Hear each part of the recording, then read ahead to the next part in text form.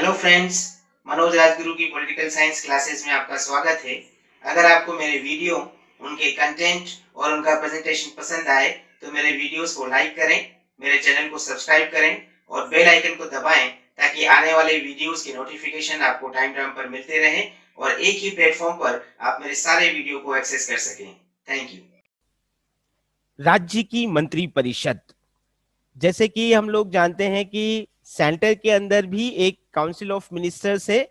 उसी तरह से हमारे यहाँ पर स्टेट्स जो कि यूनियन के पार्ट हैं, उनके अंदर भी अपनी एक काउंसिल ऑफ मिनिस्टर्स होती है। तो वो स्टेट्स की काउंसिल ऑफ मिनिस्टर्स का फॉर्मेशन क्या है, उनके फंक्शंस क्या हैं, उन सब चीजों को मोटे तौर पर हम इस टॉपिक के अंदर देखने की कोशिश करेंगे। ज्यादातर वही बातें हैं, क्योंकि मैंने कहा कि हमारे यहाँ सिमिलर स्ट्रक्चर है सेंटर और स्टेट्स के अंदर।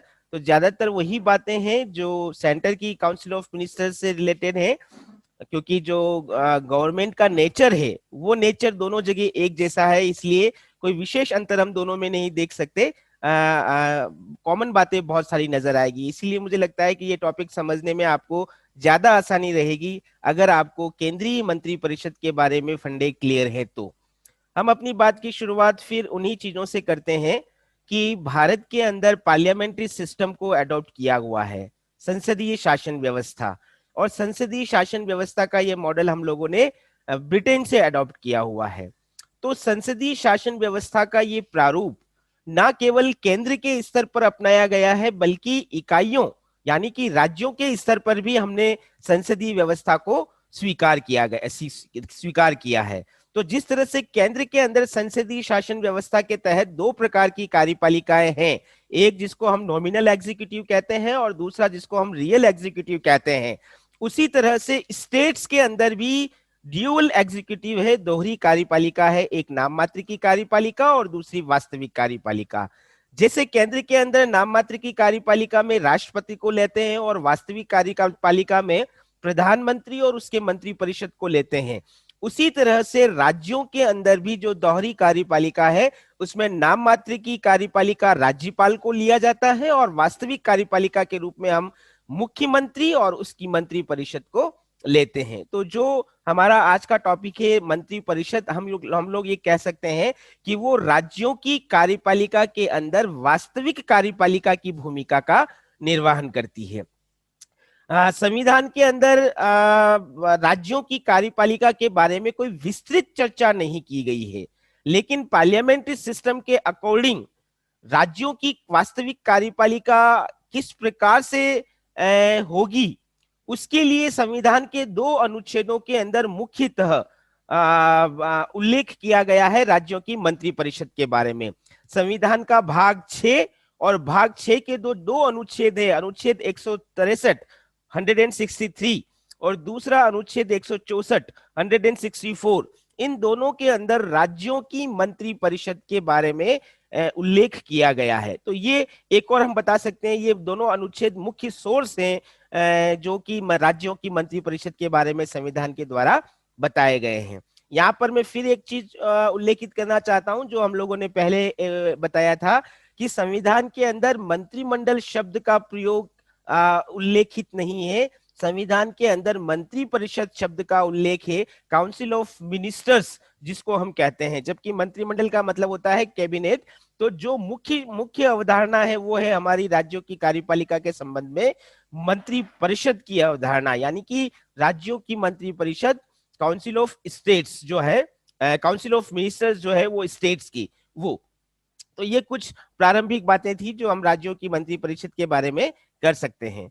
अब अगली बात अगर हम करें कॉन्स्टिट्यूशन प्रोविजंस है क्या, तो मोटे तौर पर जैसे मैंने अभी कहा था, संविधान के अंदर 2 आर्टिकल बताए गए हैं मोटे तौर पर, जिसमें राज्यों की मंत्री परिषद का उल्लेख किया गया है। सबसे पहले अगर हम चर्चा करें तो आर्टिकल 163, आर्टिकल 163 के अंदर कुछ बातें बताई गई हैं। वो कुछ बातें क्या है, उन बातों को यदि हम चर्चा करें तो सबसे पहली बात, राज्यपाल जो कि जिसके अंदर राज्य की सारी कार्यपालिका शक्तियां निहित की गई है, उस राज्यपाल को उसके कार्यों में सलाह और सहायता देने के लिए मंत्री परिषद की व्यवस्था की गई है। एक चीज और ध्यान रखना यहाँ पे आप, हमने पिछला टॉपिक राज्यपाल का पढ़ा था। राज्यपाल दो तरह से शक्तियों का प्रयोग करता है। एक वो स्वविवेक से निर्णय लेता है, और दूसरा वो जो स्वविवेक के अलावा जितने भी विषय हैं वो। तो आर्टिकल 163 के अंदर क्या कहा गया है कि वो सारे विषय जिन पर राज्यपाल स्वविवेक से निर्णय नहीं लेता है, उन सारे विषयों पर राज्यपाल को सलाह और सहायता देने के लिए एक मंत्री परिषद होगी। तो देखिए यहां पर हमने उस चीज को क्लियर किया है कि राज्यपाल को जो भी विषय, चाहे वो संविधान बताता है, चाहे वो परिस्थिति जन्य है, चाहे वो राष्ट्रपति के दिशा निर्देश पर अपने स्वविवेक का प्रयोग करता है, वो सारी कैटेगरियां जिसमें राज्यपाल स्वविवेक की शक्तियों का प्रयोग करता है, उसके अलावा राज्य के अंदर जितने भी एग्जीक्यूटिव से जुड़े हुए फंक्शन राज्यपाल के द्वारा किए जाते हैं, उन सब फंक्शंस को करने के लिए राज्यपाल को सलाह और सहायता दोनों के लिए, असिस्टेंस और एडवाइस, इन दोनों के लिए एक मंत्री परिषद का प्रावधान आर्टिकल 163 के अंदर किया गया है। और ये जो मंत्री परिषद राज्यपाल को असिस्ट करेगी, उसको एडवाइस देगी, उसको लीड करने का काम, यानी कि उसकी लीडरशिप जो है वो मुख्यमंत्री के पास रहेगी। यानी कि मुख्यमंत्री को राज्यों की मंत्री परिषद का मुखिया बताया गया है आर्टिकल 163 के तहत। फिर दूसरी बात, एक और आर्टिकल 163 के अंदर ये कही गई है कि सारे एग्जीक्यूटिव पावर्स चूंकि राज्यपाल के अंदर निहित किए गए हैं, सारे एग्जीक्यूटिव पावर्स ऑफिशियली या थ्योरेटिकली राज्यपाल के द्वारा प्रयोग में लाए जाते हैं। मंत्री परिषद केवल सलाह और सहायता देने के लिए है। इसीलिए अगर मंत्रियों की सलाह के ऊपर कोई कोर्ट के अंदर केस करना चाहे तो वो नहीं कर सकता। कहने का मतलब, राज्यपाल को जब मंत्री सलाह देते हैं तो उस सलाह के ऊपर, उस एडवाइस के ऊपर न्यायालय में कोई इन्वेस्टिगेशन नहीं की जा सकती। तो ये एक और प्रोविजन जो आर्टिकल 163 के अंदर किया गया है। एक दूसरा प्रोविजन जो हम बता सकते हैं आर्टिकल 164, अनुच्छेद 164 के अंदर भी मोटे तौर पर राज्यों की मंत्री परिषद के बारे में अलग अलग प्रावधानों का उल्लेख किया गया है। कौन कौन से प्रोविजन से? सबसे पहला प्रोविजन ये है कि राज्यपाल जो है वो राज्य के अंदर मुख्यमंत्री और अन्य मंत्रियों की नियुक्ति करेगा। ये दो मोटे मोटे प्रावधान जो आर्टिकल 164 बताता है। पहली बात, मुख्यमंत्री कौन होगा? तो चूंकि संसदीय शासन व्यवस्था हमने अडॉप्ट की है, तो जैसा सेंटर में है वैसा ही स्टेट में भी है। जब भी आम चुनाव होंगे राज्यों की असेंबलीज के, राज्यों की विधानसभाओं के आम चुनाव होंगे, आम चुनावों के बाद जिस दल को या जिस गठबंधन को मेजोरिटी प्राप्त होगी, उसी दल अथवा गठबंधन के लीडर को राज्यपाल के द्वारा मुख्यमंत्री के पद पर नियुक्त किया जाएगा। ये सामान्य परिस्थितियों की बात है ना। विशेष परिस्थितियों में राज्यपाल स्वविवेक से भी मुख्यमंत्री की नियुक्ति करता है, वो हमने राज्यपाल के टॉपिक के अंदर देखा था। लेकिन कॉन्स्टिट्यूशन में साफ क्या कहा गया है कि सामान्य परिस्थितियों के अंदर राज्यपाल मुख्यमंत्री की नियुक्ति करेगा, और वो मुख्यमंत्री कौन होगा? बहुमत दल का जो नेता होगा या बहुमत वाले गठबंधन का जो नेता होगा, उसी को मुख्यमंत्री के पद पर नियुक्त किया जाएगा। और उसी मुख्यमंत्री की रिकमेंडेशन पर जो है राज्यपाल मंत्री परिषद के बाकी मंत्रियों की नियुक्ति करेगा। यहां पर भी राज्यपाल का स्वविवेक नहीं है। राज्यपाल उन्हीं व्यक्तियों को मंत्री परिषद के अंदर स्थान देता है जो कि मुख्यमंत्री के द्वारा नाम सुझाए गए हैं या जिनको के मुख्यमंत्री ने रिकमेंड किया है। तो ये पहला प्रावधान आर्टिकल 164 का। दूसरी बात, मंत्री परिषद के अंदर टोटल मेंबर्स कितने होंगे? तो एक हमारे यहाँ पर कॉन्स्टिट्यूशन अमेंडमेंट हुआ है, 91वें संविधान संशोधन, 91 कॉन्स्टिट्यूशन जो अमेंडमेंट था जो 2003 के अंदर हुआ था, इसके अंदर ये साफ कह दिया गया है कि किसी भी राज्य के अंदर उसकी असेंबली की जो टोटल मेंबर्स हैं, फॉर एग्जांपल अगर हम राजस्थान की बात करते हैं तो राजस्थान की विधानसभा के अंदर 200 सदस्य हैं, तो टोटल असेंबली के टोटल मेंबर्स का मैक्सिमम 15%, मतलब अगर हम राजस्थान का एग्जांपल लें तो 200 का 15% होता है 30। तो राजस्थान में अधिकतम मंत्री परिषद के अंदर अधिकतम 30 सदस्य हो सकते हैं मुख्यमंत्री को मिलाकर। तो ये एक प्रोविजन है। मंत्री परिषद की लेंथ कितनी होगी, कितने मंत्री होंगे?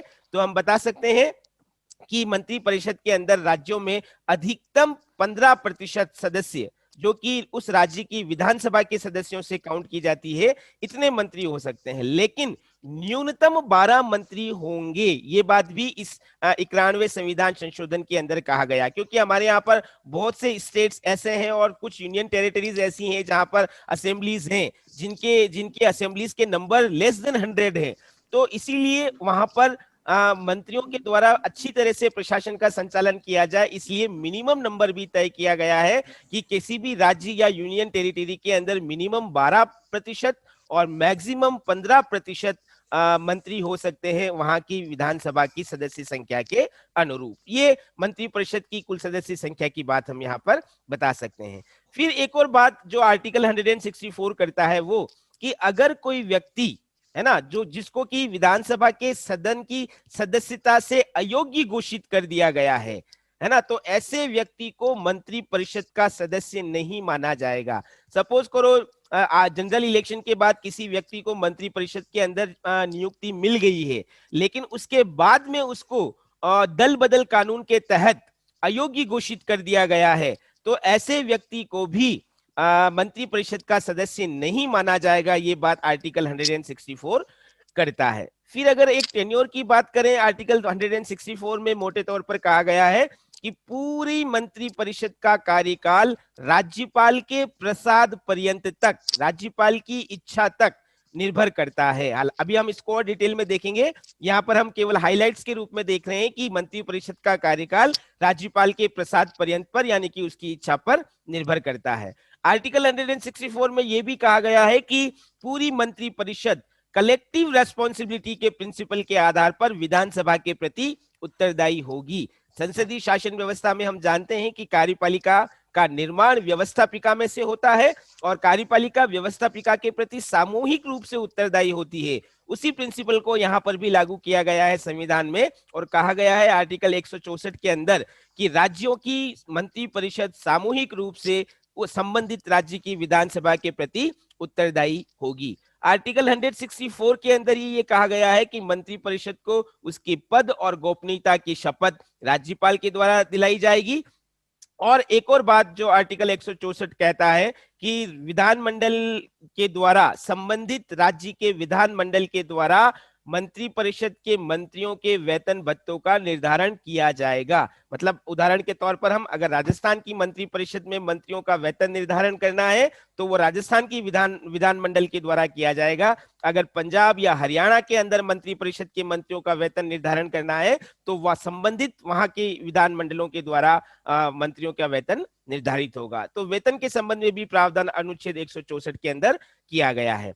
फिर एक और बात जो आर्टिकल 164 के अंदर कही गई है कि अगर कोई मंत्री परिषद का सदस्य लगातार 6 महीनों तक विधानसभा का सदस्य नहीं होता है, नहीं रहता है, तो वो मंत्री परिषद में मंत्री बनने लायक नहीं रहता है।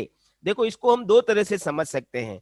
पहली बात कि अगर कोई व्यक्ति बिना सूचना दिए लगातार, मतलब चुनाव जीत गया है और वो मंत्री परिषद में आ गया है, लेकिन बिना सूचना के वो 6 महीने तक अगर अनुपस्थित है तो उसे मंत्री परिषद की सदस्यता से भी त्याग पत्र देना पड़ेगा, पहली बात। और दूसरी बात, मुख्यमंत्री जब मंत्री परिषद का निर्माण करता है तो सामान्यतः वो विधानसभा के सदस्यों से ही अपने मंत्रियों की नियुक्ति करवाता है। लेकिन अगर मुख्यमंत्री चाहे तो उस व्यक्ति को भी मंत्री परिषद के लिए रिकमेंड कर सकता है जिसने विधानसभा का चुनाव नहीं जीता हो। तो ऐसे व्यक्ति के लिए एक प्रोविजन है कि आने वाले 6 महीने के अंदर अंदर वो विधानमंडल के किसी भी सदन का, जहां पर बाई कैमरल लेजिस्लेचर है स्टेट्स में, वहां पर विधानमंडल के किसी भी सदन का सदस्य उसे 6 महीने के अंदर अंदर बनना पड़ता है। और जिन राज्यों के अंदर यूनिकैमरल यानी कि केवल विधानसभाएं हैं, वहां पर 6 महीने के अंदर अंदर उस व्यक्ति को विधानसभा का सदस्य बनना पड़ता है, तभी वो मंत्री कंटिन्यू मंत्री के पद को होल्ड कर सकता है, अन्यथा वो मंत्री परिषद के पद से रिजाइन कर सकता है। एक रिसेंट एग्जांपल की अगर हम डिस्कशन करें तो आपने अभी मध्य प्रदेश के अंदर देखा होगा, मध्य प्रदेश में कुछ दल बदल हुए थे।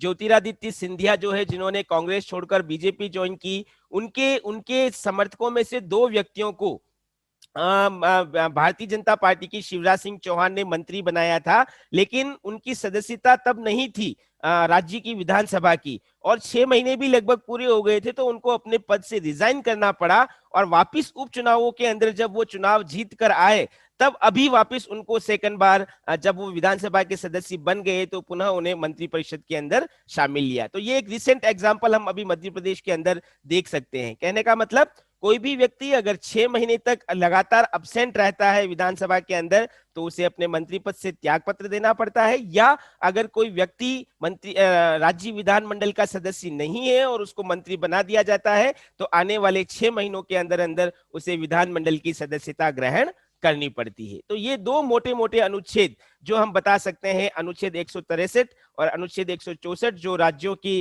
मंत्रिपरिषद के बारे में अब अपनी बात का उल्लेख करते हैं।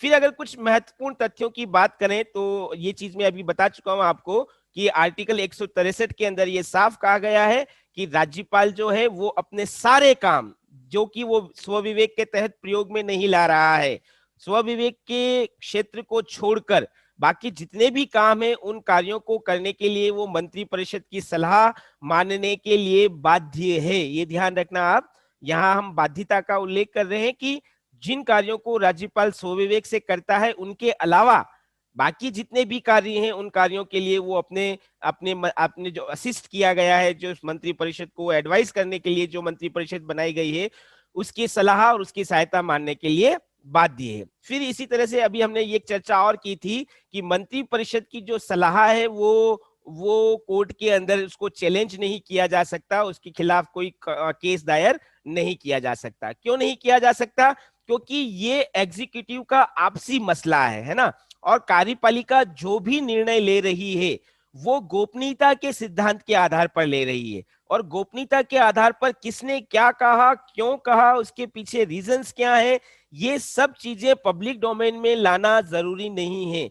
इसीलिए ये प्रोविजन कहा किया गया है कि मंत्रिपरिषद का कोई भी मंत्री या मंत्रिपरिषद कलेक्टिव रूप से अगर कोई एडवाइस देती है, तो उसको कोर्ट में चैलेंज नहीं किया जा सकता। यहाँ पर हम कोर्ट के दो डिसीजंस का उल्लेख करेंगे, जो हमने केंद्रीय मंत्रिपरिषद के बारे में भी देखा था। पहली बात, 1971 के अंदर सुप्रीम कोर्ट ने एक डिसीजन दिया था कि अगर विधानसभा विघटित हो जाए, दो तरह से विधानसभा विघटित हो सकती है। एक तो 5 वर्ष का टेन्योर पूरा हो जाए, उसके बाद 5 वर्ष के बाद सरकार को, मंत्रिपरिषद को अपने पद से त्यागपत्र देना पड़ता है, और उनकी सिफारिश पर विधानसभा को भंग करता है राज्यपाल। दूसरा, अगर नो कॉन्फिडेंस मोशन पास हो जाए राज्य मंत्रिपरिषद मुख्यमंत्री के विरुद्ध, और ऐसी स्थिति में मुख्यमंत्री और मंत्रिपरिषद त्यागपत्र देकर यदि विधानसभा को विघटित करने का सुझाव देती है, और राज्यपाल यदि विधानसभा विघटित भी कर देता है, तब सुप्रीम कोर्ट का क्या डिसीजन है कि जब तक नए आम चुनाव नहीं हो जाते, जब तक नई सरकार का गठन नहीं हो जाता, मतलब अनुवर्ती सरकार के आने तक, नई सरकार के आने तक एग्जिस्टिंग मिनिस्टर्स अपने पद पर बने रहेंगे। हालांकि वो कोई महत्वपूर्ण निर्णय नहीं ले सकते, लेकिन पद खाली नहीं रहेगा। तो ये एक सुप्रीम कोर्ट का डिसीजन राज्यों के मंत्रिपरिषद के बारे में बहुत महत्वपूर्ण, जिसका हम यहाँ पर उल्लेख कर सकते हैं। इसी तरह से आर्टिकल 1974 के अंदर सुप्रीम कोर्ट ने एक और डिसीजन दिया था। अभी मैंने आपको कहा था कि राज्यपाल जो है वो कार्यपालिका का प्रधान है, और सारी कार्यपालिका का शक्तियों का प्रयोग राज्यपाल के द्वारा किया जाता है, लेकिन आर्टिकल 163 उसके लिए राज्यों में मंत्रिपरिषद की व्यवस्था करती है राज्यपाल को सलाह और सहायता देने के लिए। तो जो विषय राज्यपाल के स्वविवेक के नहीं है, उन विषयों को राज्यपाल अपनी संतुष्टि के आधार पर क्रियान्वित करता है ना। तो सुप्रीम कोर्ट ने क्या डिसीजन दिया कि राज्यपाल की संतुष्टि का मतलब है मंत्रिपरिषद की संतुष्टि। मतलब जो विषय स्वविवेक के नहीं है, उन विषयों पर राज्यपाल अपने व्यक्तिगत आधार पर निर्णय नहीं लेगा, बल्कि मंत्रिपरिषद जो निर्णय देगी, जो सलाह देगी, यानी कि मंत्रिपरिषद संतुष्ट होकर जो भी सलाह दे रही है, उसी को मानने के लिए राज्यपाल बाध्य है। तो ये दो डिसीजन 1971 और 1974 के सुप्रीम कोर्ट के, ये बहुत महत्वपूर्ण है राज्यपाल और मंत्रिपरिषद के संबंधों को लेकर और मंत्रिपरिषद के एग्जिस्टेंस को लेकर। अगली बात अगर हम करें कि मंत्रियों की नियुक्ति कैसे होती है, तो सिंपल सी बात है, हम लोग चर्चा कर चुके हैं कि हर राज्य के अंदर राज्यपाल के द्वारा मंत्रियों को नियुक्त किया जाता है।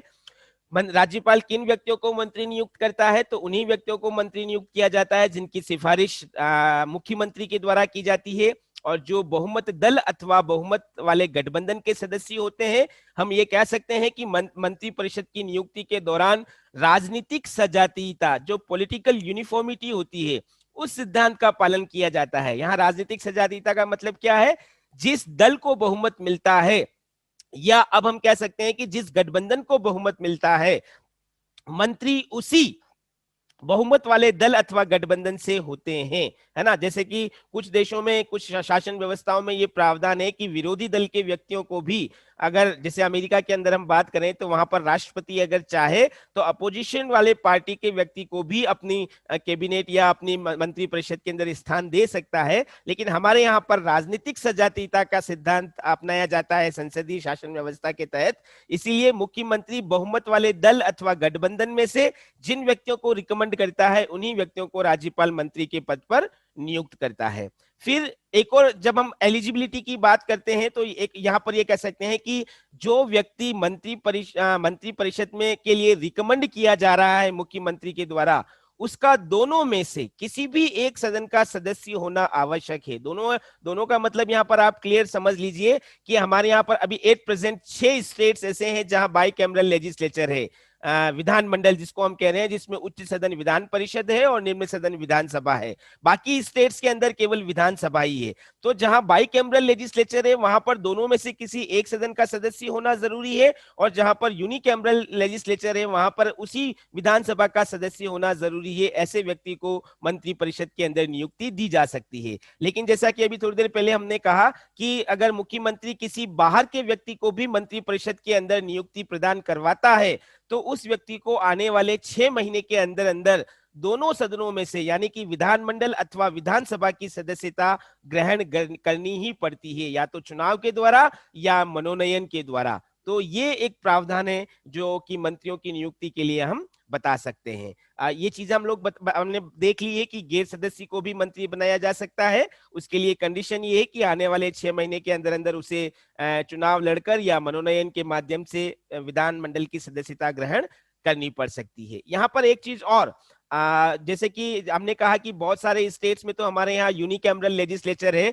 लेकिन जहां पर विधानमंडल है, बाई कैमरल लेजिस्लेचर है जिन 6 स्टेट्स में, पहले 7 स्टेट्स थे, अब जम्मू कश्मीर को स्टेट का दर्जा नहीं है, वहां की विधान परिषद खत्म हो चुकी है। तो जो जिन 6 स्टेट्स के अंदर बाई कैमरल लेजिस्लेचर है, तो मंत्री किसी भी सदन के सदस्य हो सकते हैं। लेकिन हम लोग एक एग्जांपल लेते हैं, जैसे महाराष्ट्र का।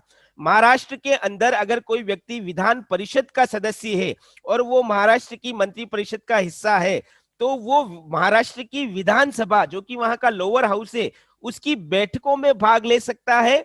वहां पर अपना मंतव्य, अपना वक्तव्य रख सकता है, लेकिन वहां पर वोटिंग राइट्स में वो भाग नहीं लेगा। कहने का मतलब, बाई कैमरल लेजिस्लेचर के अंदर मंत्री परिषद का जो व्यक्ति जिस सदन का सदस्य है, वहीं पर वो वोटिंग राइट्स का प्रयोग रखता है। दूसरे हाउस के अंदर उसको केवल अपनी बात रखने का अवसर दिया जाता है, केवल बैठकों में उपस्थित होने का अवसर दिया जाता है, लेकिन उसे वहां पर वोटिंग राइट्स प्राप्त नहीं होता। अब एक बात और हम लोग कर सकते हैं यहाँ पर कि आर्टिकल 164 के सब सेक्शन 3 के अंदर ये कहा गया है कि मंत्रियों की नियुक्ति के बाद सभी मंत्री परिषद के सभी व्यक्तियों को पद और गोपनीयता, 2 शब्द उल्लेखित हैं यहाँ पर, पद और गोपनीयता की शपथ राज्यपाल के द्वारा दिलाई जाएगी। पद का मतलब ये है कि जो पोस्ट वो होल्ड करने जा रहे हैं मिनिस्टर्स, उसकी जितनी भी रेस्पॉन्सिबिलिटीज है, उन रेस्पॉन्सिबिलिटीज को वो कॉन्स्टिट्यूशन के अकॉर्डिंग फुलफिल करने का प्रयास करेंगे। तो ये पद की शपथ है। और गोपनीयता की शपथ, जैसे कि अभी हमने कहा था, एग्जीक्यूटिव के कार्य बहुत इंपॉर्टेंट होते हैं, सेंसिटिव होते हैं, तो उसको वो हर चीज को पब्लिक डोमेन में ऐसे ही लेकर नहीं आएंगे। तो इसलिए पद और गोपनीयता दोनों की शपथ राज्यपाल के द्वारा दिलाई जाती है। मैं एक चीज और यहाँ पर बता देता हूँ, आप लोगों को पता है कि भारतीय संविधान के अंदर अनुसूचियां, शेड्यूल्स का भी प्रोविजंस है ना। आर्टिकल के साथ साथ हमारे यहाँ पर शेड्यूल्स भी है। पहले 8 अनुसूचियां थी, अभी 12 अनुसूचियां हैं। तो जो हमारी अनुसूची 3 है, शेड्यूल नंबर 3, उसके अंदर अलग अलग पोस्ट जो है, राष्ट्रपति, राज्यपाल, मुख्यमंत्री, प्रधानमंत्री, उनकी शपथ का उल्लेख किया गया है। तो क्या शपथ होगी मंत्रिपरिषद की, ये हम बता सकते हैं अनुसूची 3 के अनुसार वो मंत्रिपरिषद को शपथ दिलाई जाती है।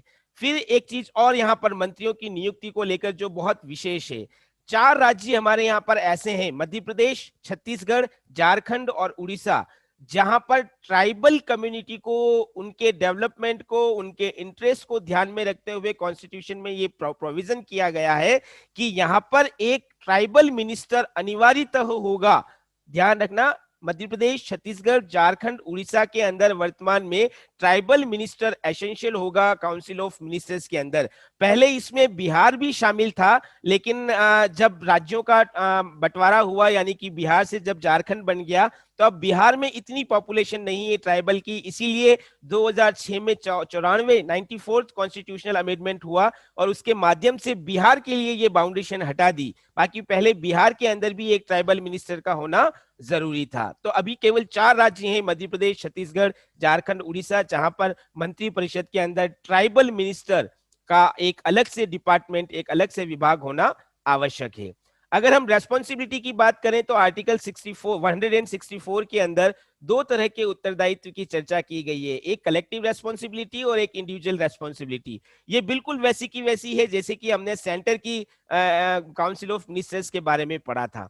अगर पहले हम सामूहिक उत्तरदायित्व या कलेक्टिव रेस्पॉन्सिबिलिटी की बात करें तो हम लोग क्या कहते हैं, ये पार्लियामेंट्री सिस्टम का, संसदीय शासन व्यवस्था का एक बेसिक प्रिंसिपल है ना। बेसिक प्रिंसिपल के तहत हम लोग क्या कहते हैं कि एग्जीक्यूटिव जो होती है वो लेजिस्लेचर के प्रति कलेक्टिव रूप से रेस्पॉन्सिबल होती है।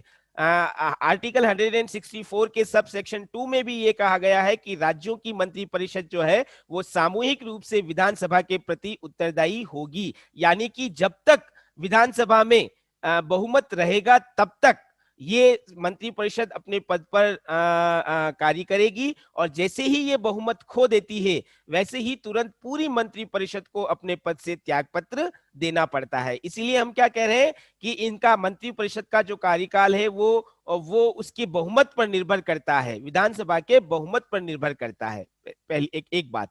दूसरी बात हम यहाँ पर यह कह सकते हैं कि इसी कलेक्टिव रेस्पॉन्सिबिलिटी के तहत अगर विधानसभा के अंदर मंत्रिपरिषद अपना बहुमत खो देती है, नो कॉन्फिडेंस मोशन के बाद अगर मंत्रिपरिषद को हटा दिया जाता है, तब ऐसी स्थिति में मंत्रिपरिषद को हाउस को, यानी कि विधानसभा को डिसॉल्व करने की सिफारिश करने का अधिकार भी रहता है। तो ये एक महत्वपूर्ण बात जो हम कलेक्टिव रेस्पॉन्सिबिलिटी के अंदर जोड़ सकते हैं।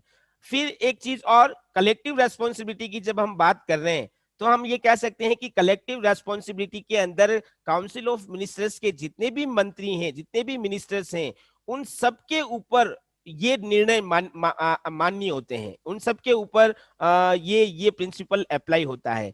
अगर मंत्री परिषद की बैठकों के दौरान कोई मंत्री उस बैठकों के निर्णय से संतुष्ट नहीं है तो इसका मतलब यह है कि वो कलेक्टिव रेस्पॉन्सिबिलिटी का पार्ट नहीं बनना चाह रहा है, ऐसी स्थिति में उसे रिजाइन करना पड़ता है। ये भी हम इंडिविजुअल रेस्पॉन्सिबिलिटी में देखेंगे। तो यहां हम क्या कह सकते हैं कि विधानसभा के अंदर और विधानसभा के बाहर काउंसिल ऑफ मिनिस्टर्स जो भी सरकार जो भी पॉलिसीज रख रही है या वर्बली या रिटर्न में जो भी स्टेप उठा रही है, उन सब के ऊपर सभी मिनिस्टर्स को इक्वली अपनी रेस्पॉन्सिबिलिटी डिसाइड करने का या एक अपनी रेस्पॉन्सिबिलिटी उसके अंदर निहित करने का ये बाउंडेशन कॉन्स्टिट्यूशन के द्वारा रखा गया है। ये है कलेक्टिव रेस्पॉन्सिबिलिटी। दूसरी बात, जब हम व्यक्तिगत उत्तरदायित्व की बात करते हैं तो 2-3 बातें इसके अंदर हम कर सकते हैं। सबसे पहली बात, पूरी मंत्रिपरिषद तो राज्यपाल के प्रसाद पर्यंत तक विधानसभा के विश्वास बहुमत तक कार्य करती है, लेकिन यहां पर हम ये कह सकते हैं कि इंडिविजुअल कोई मंत्री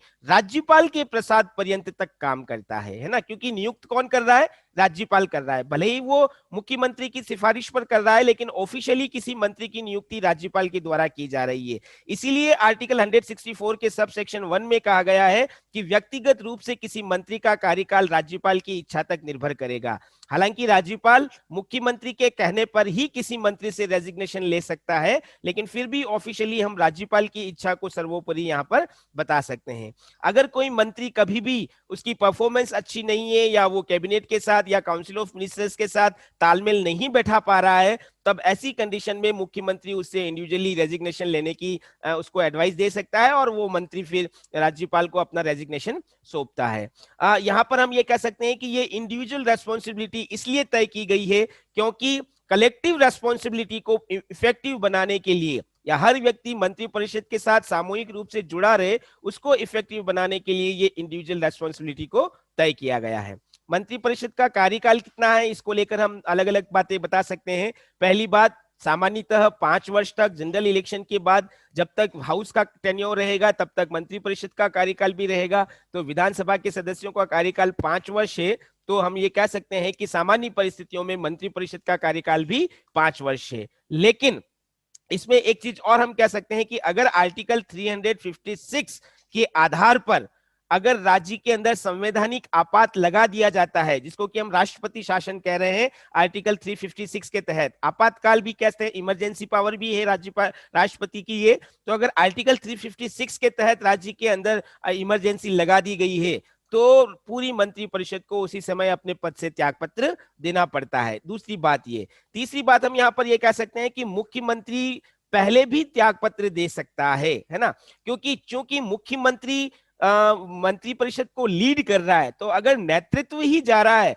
तो उसके पीछे जितने भी हैं उन सबको जाना पड़ेगा। मुख्यमंत्री के त्यागपत्र देने की कंडीशंस क्या हो सकती है कि अगर विधानसभा के अंदर नो कॉन्फिडेंस मोशन आ चुका है और उस कंडीशन में मुख्यमंत्री ने रेजिग्नेशन दिया है, तब भी पूरी मंत्री परिषद को त्यागपत्र देना पड़ेगा।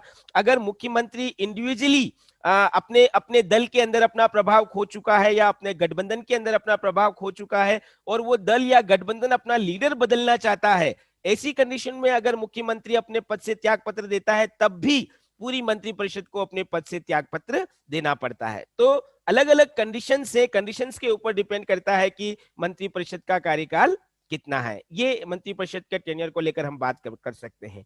एक स्पेशल फैक्टर, अगर हम यहाँ पर स्पेशल फैक्ट्स की अगर हम बात करें तो जैसे हमने सेंटर के अंदर देखा था वो व्यवस्था यहाँ पर भी है कि जो भी कार्य विधायी क्षेत्र के अंदर मंत्रियों के द्वारा किया जा रहा है, उन कार्यों के ऊपर कानूनी तौर पर विधिक या लीगल बेस पर रेस्पॉन्सिबिलिटी मंत्रियों की तय नहीं की जा सकती है। ब्रिटेन में क्या होता है, ब्रिटेन में राजा कभी भी हस्ताक्षर नहीं करता है, जो भी कानून बन रहे हैं उनके ऊपर हस्ताक्षर करने का काम मंत्रियों के द्वारा किया जाता है। इसीलिए वहां पर मिनिस्टर्स रेस्पॉन्सिबल होते हैं और उनके खिलाफ कोर्ट में कोई चार्जेस लगाए जा सकते हैं। लेकिन भारत में ऐसा नहीं है।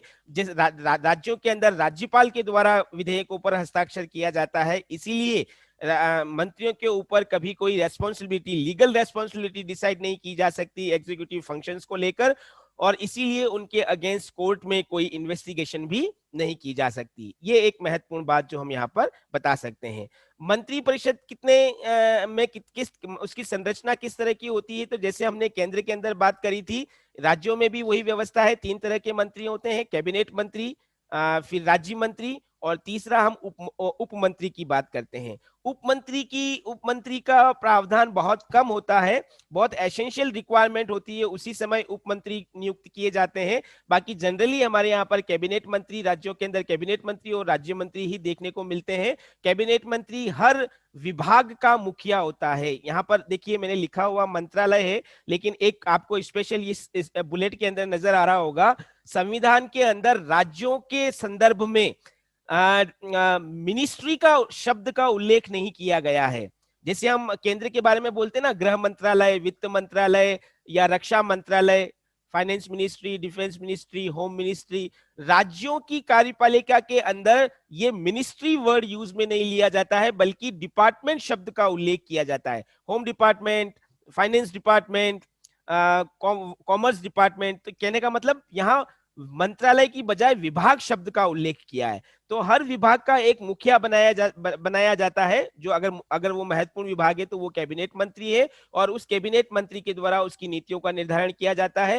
अगर वो विभाग ज्यादा महत्वपूर्ण है तो उसमें स्टेट मिनिस्टर्स भी बनाए जाते हैं, और कई बार स्टेट मिनिस्टर्स इंडिपेंडेंट चार्जेस वाले, स्वतंत्र प्रभार वाले भी नियुक्त होते हैं, जो कि किसी महत्वपूर्ण विभाग को अपनी लीडरशिप के अंदर, अपने नेतृत्व के अंदर रन करने का काम करते हैं। तो ये 3 तरह के मोटे तौर पर हम मंत्रियों की चर्चा कर सकते हैं, कैबिनेट मंत्री, राज्य मंत्री और उप मंत्री।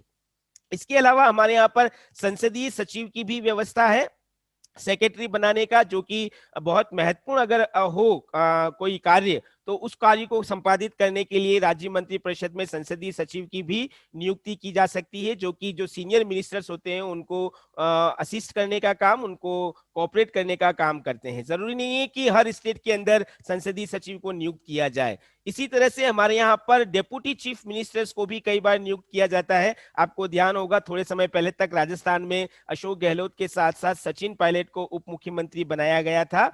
तो ये एक प्रोविजन है, एसेंशियल नहीं है कि हर स्टेट के अंदर इस प्रकार उप मुख्यमंत्री की व्यवस्था हो, लेकिन उप मुख्यमंत्री भी बनाए जा सकते हैं। और किसको बनाया जाएगा और कब बनाया जाता है, तो हम लोग ये कह सकते हैं कि ये उस जिस पार्टी को मेजोरिटी मिलती है उसके अंदर पॉलिटिकल बैलेंस लाने के लिए, अगर दो बड़े बड़े लीडर हैं और दोनों दोनों का अपनी प्रेस्टीज, उनकी डिग्निटी अगर ऐसी है, तो उन दोनों को वेटेज देने के उद्देश्य से चीफ मिनिस्टर और डेप्यूटी चीफ मिनिस्टर्स का प्रोविजंस किया जा सकता है। तो ये काउंसिल ऑफ मिनिस्टर्स की जो संरचना है उसके बारे में हम बात कर सकते हैं। क्विकली हम लोग देख लेते हैं कि मंत्रिपरिषद की विशेषता क्या है। तो हम लोग पहली बात बता सकते हैं, मंत्रिपरिषद में हम लोग अब जो पूरी जो कैबिनेट जो एग्जीक्यूटिव है स्टेट्स की, वो राज्यपाल प्लस मुख्यमंत्री प्लस काउंसिल ऑफ मिनिस्टर्स से मिलकर बनती है, जिसमें राज्यपाल जो है वो उस पूरी एग्जीक्यूटिव का हेड है, लेकिन वो केवल नॉमिनल हेड होता है। लेकिन विधानसभा में जिस दल को बहुमत मिलता है वो उसी बहुमत दल से काउंसिल ऑफ मिनिस्टर्स का निर्माण होता है और वही रियल एग्जीक्यूटिव कहलाती है। और ये रियल एग्जीक्यूटिव कलेक्टिव रेस्पॉन्सिबिलिटी और इंडिविजुअल रेस्पॉन्सिबिलिटी के फीचर्स के बेस पर काम करती है। हम लोग ये भी कह सकते हैं कि पूरी की पूरी जो क्या रियल एग्जीक्यूटिव है वो व्यवस्थापिका से उसका क्लोज रिलेशन होता है, उसका निर्माण, उसका टेन्योर सब कुछ विधानसभा के ऊपर या स्टेट के जो लेजिस्लेचर है उसके ऊपर डिपेंड करता है। यहाँ तक कि स्टेट लेजिस्लेचर अगर असेंबली है तो उसका कार्यकाल भी कार्यपालिका के इच्छा पर निर्भर करता है, यानी कि अगर कार्यपालिका समय से पहले विधानसभा को भंग करने की सिफारिश कर देती है तो उसका कार्यकाल प्रभावित हो जाता है। इसी तरह से हम ये कह सकते हैं कि स्टेट एग्जीक्यूटिव का जो काउंसिल ऑफ मिनिस्टर्स का जो लीडर है वो मुख्यमंत्री है।